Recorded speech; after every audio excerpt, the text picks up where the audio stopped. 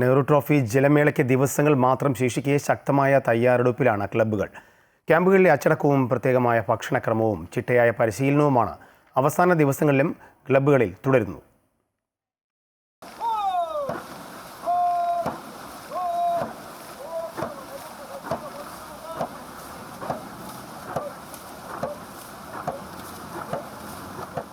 പരിശീലനത്തിനായി പ്രമുഖ ക്ലബ്ബുകളെല്ലാം ക്യാമ്പുകൾ ഒരു മാസം മുമ്പ് തന്നെ ആരംഭിച്ചതാണ്.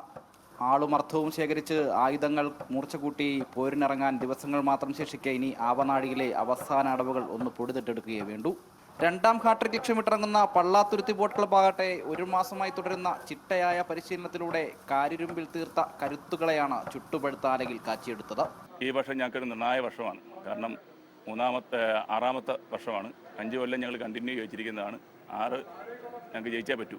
അതിന് ഞങ്ങൾ ഇപ്പം 2 മാസത്തോളം ആകുമെന്ന് മൊത്തത്തിൽ നോക്കുവാണെങ്കിൽ പ്രാക്ടീസും കാര്യങ്ങളായിട്ട് തീർച്ചയായിട്ടും പിള്ളേർ ഞങ്ങൾ ഉദ്ദേശിച്ച ലെവലിൽ തന്നെ പ്രാക്ടീസ് ചെയ്ത് ലെവലായി പെർഫോമൻസ് കാണിക്കുന്നുണ്ട്.